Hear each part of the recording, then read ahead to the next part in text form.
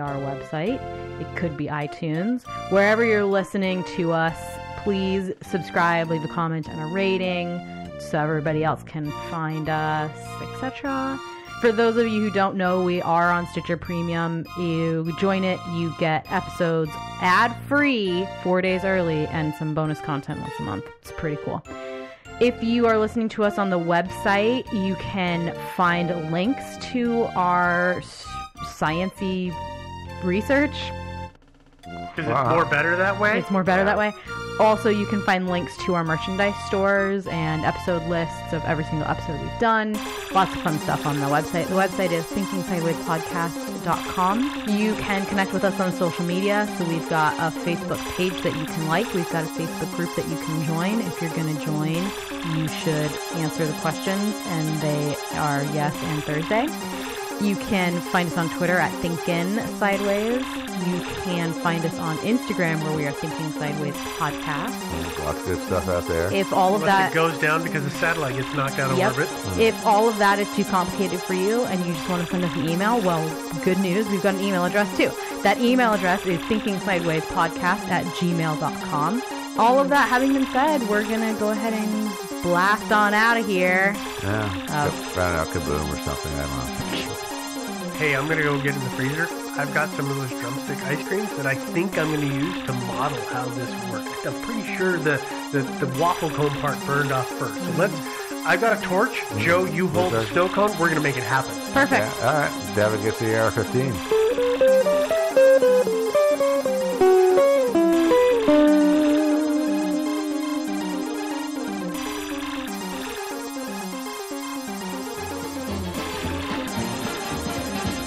Thinking Sideways. I don't understand. Does not compute. You never know.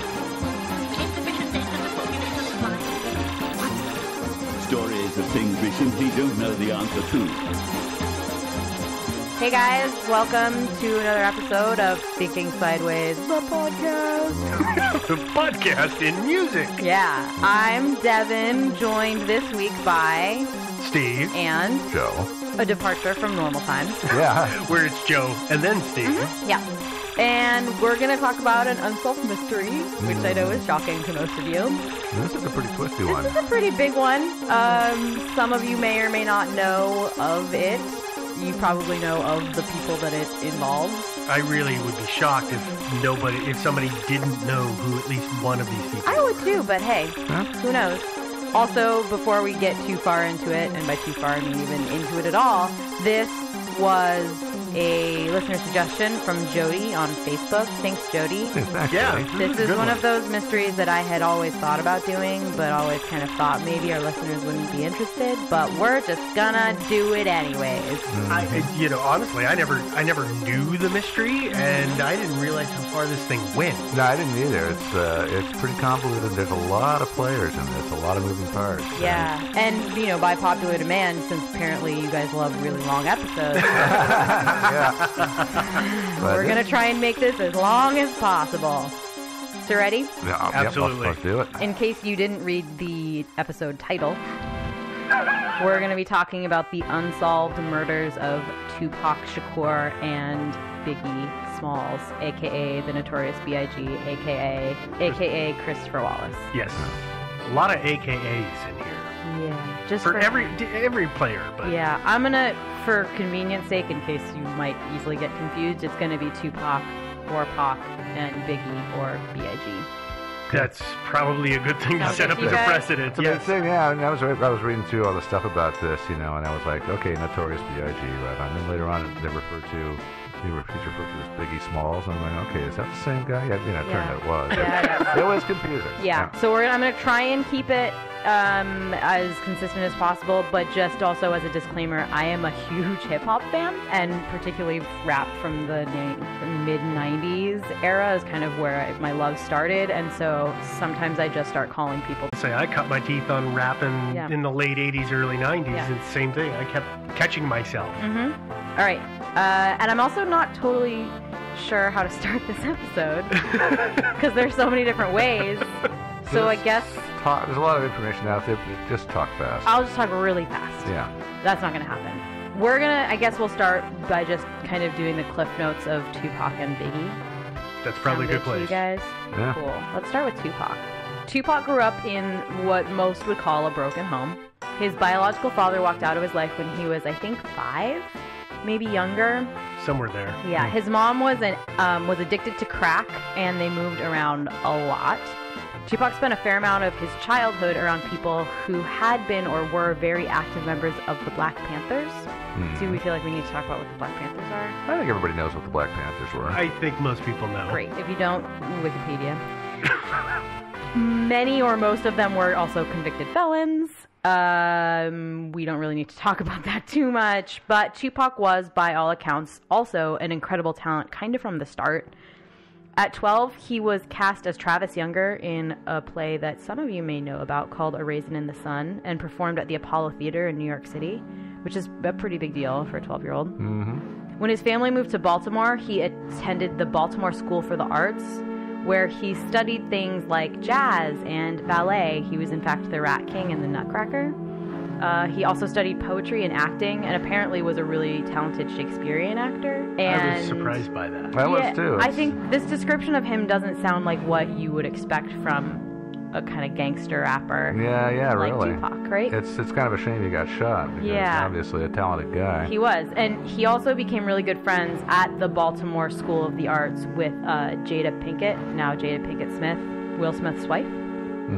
Willow Smith's mom, for those of you who are like really young. Tupac moved to California and was eventually got a gig as roadie for the Digital Underground. You guys remember Digital Underground? Yes. No, actually, no. You're kidding. No. What? No, we're not going to go there. All right, let's talk about it later. Yeah. This ended up being really huge because he appeared on a song called Same Song, and that's generally considered to be the launch of his career, was being in a Digital Underground song called Same Song. His career, I would say, as they say, is history. If you guys don't know who Tupac is, I'd be shocked and probably a little offended. I wouldn't be offended. So I think Tupac is probably one of the most famous musicians of all times. Well, he's one of the greats selling, but I wouldn't put it that way. I mean, people have their own musical interests, and they don't always bleed over. I mean, there's giant country stars that I have no idea who they are, and I've never heard of. I guess leave it that's at that. fair. Yeah, that's fair. I think that he was one of the most famous musicians in the entire world of all times. His music has been definitely heard all around the world, and his influence on artists is really undeniable. It's just a solid fact. And that bridges genres as well. It's not just in the hip-hop community, though, in fairness, it's probably not in the country community so much. And like I said already, I'm kind of a huge fan of Tupac's, and I think that the loss of his talent is like a really actual legitimate tragedy. Yeah, I do believe that he wouldn't have stayed a gangster rapper, but I think that like a lot of guys that came from that scene originally, he would have spun up into something really phenomenal. Yeah, you never know. He could have done the whole music thing for a while and then become an actor. Got his He own actually TV was show. an actor. Well, he yeah, was in a couple movies. Yeah, and he was a trained Shakespearean actor and things like that. I think that his talent would have been one for the ages had he lived past. How old was he when he died? 25? 25. Jeez. I'm also going to go ahead and mention, and we'll talk a little bit more about this when we start talking about Biggie, but they were friends. They were very good friends. There's this interview with Biggie talking about Tupac after his death, and when I listen to it and watch it, particularly I guess watch it, the listening, it's, Biggie's talking about Tupac and his death, but when I watch it, it's like, I don't know.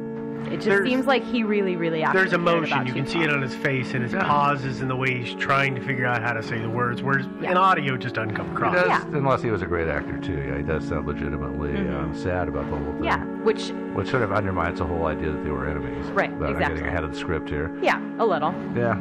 Anyways, there was a rivalry in the rap industry that tore the two apart, and this rivalry can be traced pretty much to one man, one night, one speech, though it had been brewing for a while. It had. It had been brewing, but really it just kind of blew up. And enter Suge Knight.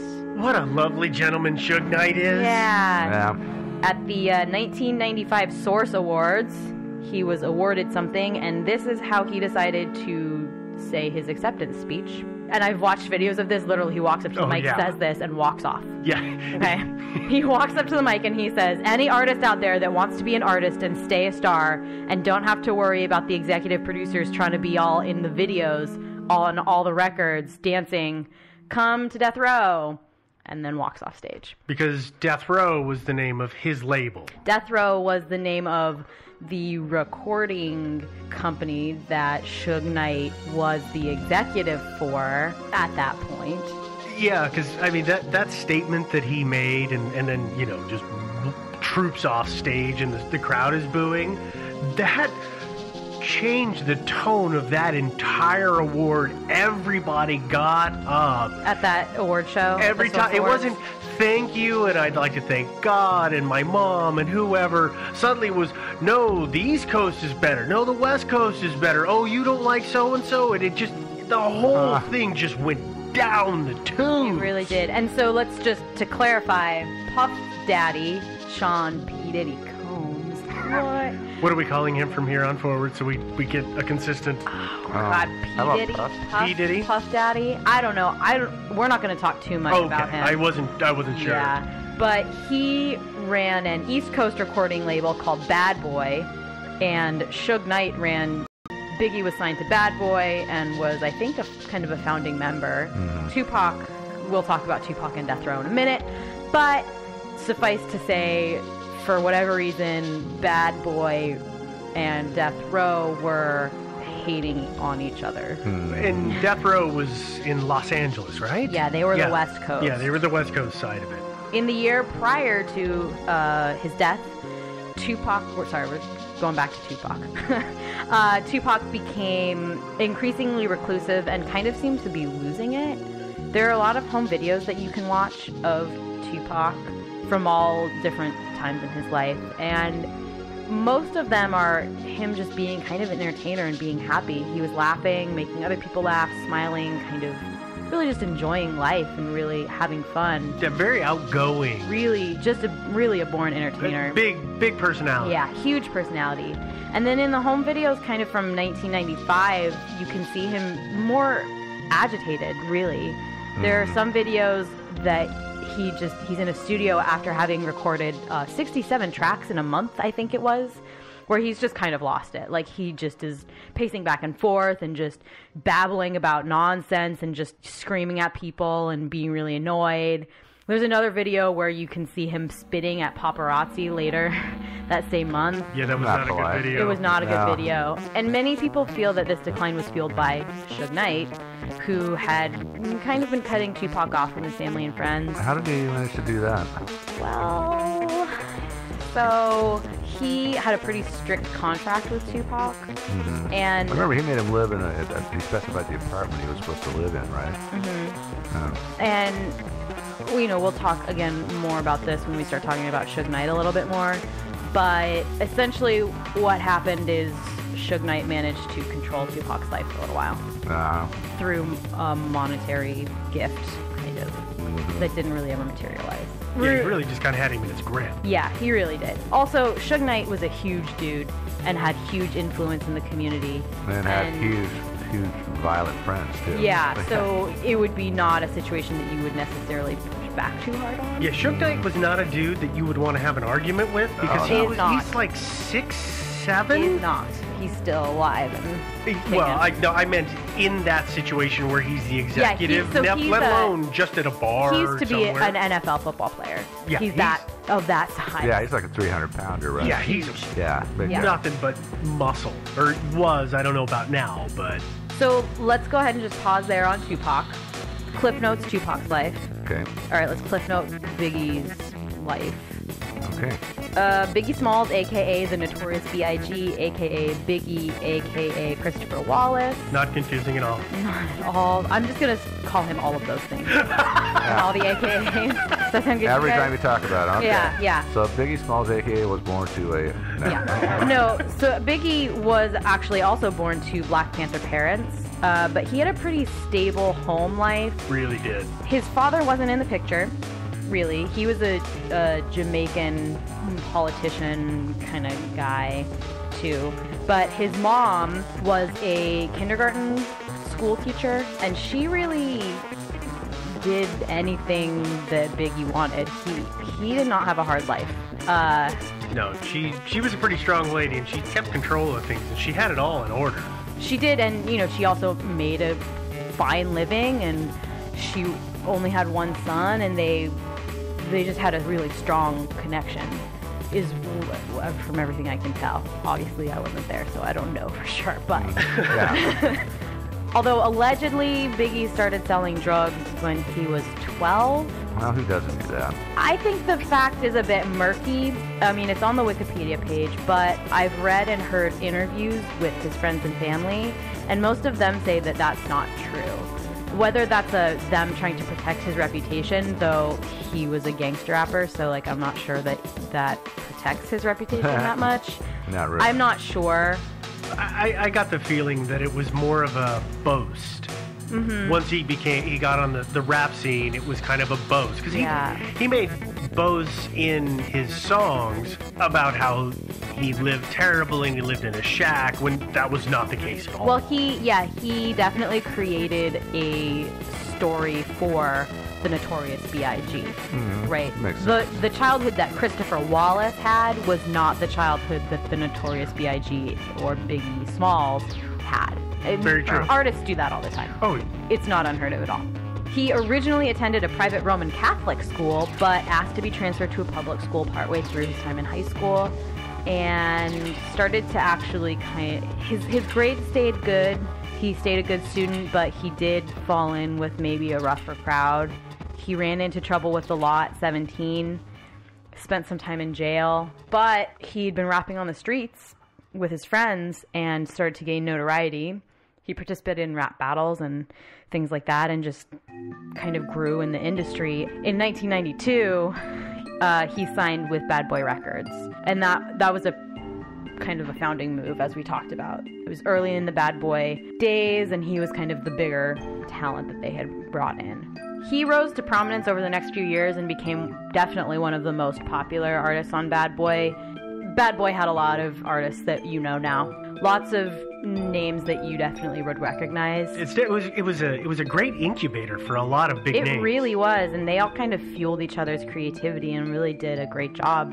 But at the time, Biggie Smalls was, in the mid to late 1990s, while they were alive, Biggie and Tupac were really it. It remains to be seen, or, it would have remained to be seen if that would have stayed that way, or if these other talents would have kind of come to the scene and it would have flushed out a little bit more. But they were the two that people really were into. In 1994, Biggie and Tupac met. I think they did a collaboration, and they became really good friends really fast. In 94, Tupac was with a different recording label than Bad Boy. Than Death Row. Yeah, he wasn't with Death Row. It turns out was actually good friends with a lot of unexpected people. Like, he was really good friends with Shaquille O'Neal. Really? Yeah. Yeah, I heard that. Yeah. They were really good friends. Actually, Shaquille O'Neal was on his way to meet Biggie when Biggie got killed. But yeah, lots of unexpected friendships there. But the friendship, it seems, between Biggie and Tupac seemed kind of unpublicized. People knew that they were friendly, but I think to what degree, people didn't really know. They apparently were frequently at each other's houses. They traveled with each other all the time. They worked to further each other's career, and they were, quote, constantly together whenever either of them were in each other's town. And this comes from first-hand accounts of close family and friends of both Biggie and Tupac. And there's some speculation that the feud that we've kind of touched on earlier was actually just for show. That they never stopped being friends, but that having a big ol' feud between two warring rappers might do something good for your career. It might also be better, like, say if you work for somebody like Suge, like Suge and Death Row, you know, and then but you're buddies with somebody on Bad Boy, well, he might not like that. You might have to kind of, you know, for the sake of appearances, pretend to really hate the guy that's with Bad Boy. What I was also going to say is think about there's a lot of entertainment industries that do that, and the one that I'll point to, professional wrestling. Oh, yeah. Yeah. Which is, I mean, we all know here, but as a 12-year-old, I didn't know that Hulk Hogan didn't really hate Andre